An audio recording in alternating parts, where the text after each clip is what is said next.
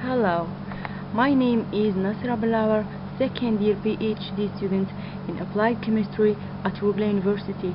My abstract is about an ethnopharmacological study on Caltropis procera from Tassili Najar, under the supervision of Mrs. Mbarka Bouzian, Mr. Lakhdar Hamdaisa, and Mr. Mahfoud Al-Haj Mohammed. We're gonna start with the small introduction. Caltropis procera, commonly known as yucca or cranka. It is found as a spontaneous species in the Algerian desert, especially in the region of Janet at Tassili Najar. Tassili Najar is another distinct region of the southern Algerian Sahara.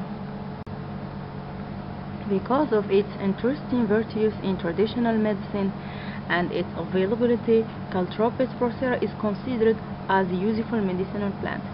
To valorize the species, an ethnopharmacological survey of 100 inhabitants, age ranged between 12 and 80 years, has been launched in the region of Janet at Tassili Najar. Result and discussion. According to gender, in Janet, women use Caltropis procera much more than men, probably because they are more interested in the health of their families than men. These values are similar or close to those obtained in previous national ethnopharmacological work, relied on the use of the medicinal plant. The use of the plant is widespread in all age-appointed groups, 15% of that of superior 15 years, followed by the age range of 15 and 13, and the age of under 13 years, in the rate of 43% and 42%, respectively. We noticed that the previous two categories use the plant much more for treatment compared to the older people. According to the Laval study, it is noted that the largest percentage is due to the illiterate, with a rate of 28%, because in folk medicine, knowledge transmission is from one generation to another by their ancestors, followed by people with a secondary level 26%, then by the people with a university level, whom occupied the third place with a rate of 22%.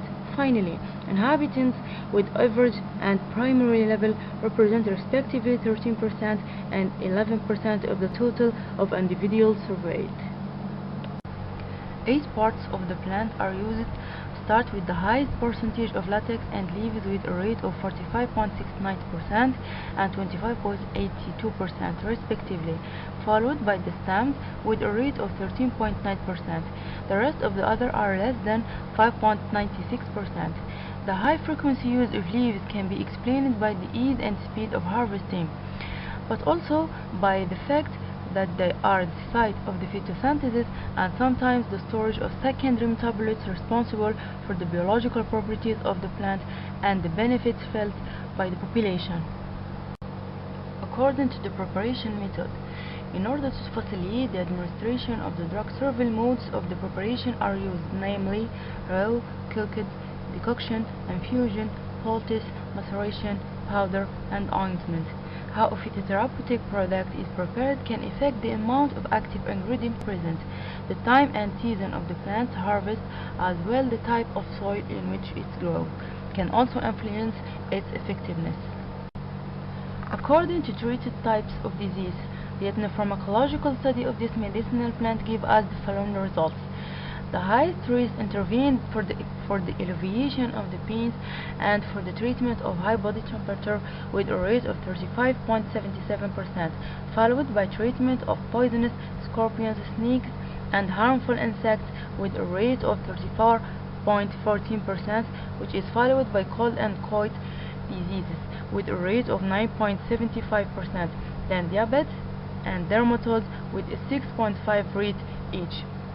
The other disease, namely urinary and renal disease, then gastric disease with an identical rate of 2.43%. The other disease, namely microbes and cardiovascular disease, are the last mentioned with a rate of 1.62% and 0.81% respectively. A great deal of information was gathered at the end of this survey concerning the use of the plant in folk medicine. This indicates the importance of this plant in herbal medicine, but its frequent use leads to side effects in case of increased doses. Opinion of the questioned population about the efficiency of Caltropis procera. Among the 98% of the persons who confirmed the effectiveness of Caltropis procera, 47% reported the success of the treatment without side effects, but 51% of them declared the side effects despite the improvement, and 2% reported with no opinions. Throughout the present study, it appears that the plant contains many pharmacological properties that give this plant strength in treating various diseases. Certainly, the obtained results will serve as a database for further focused research on this species.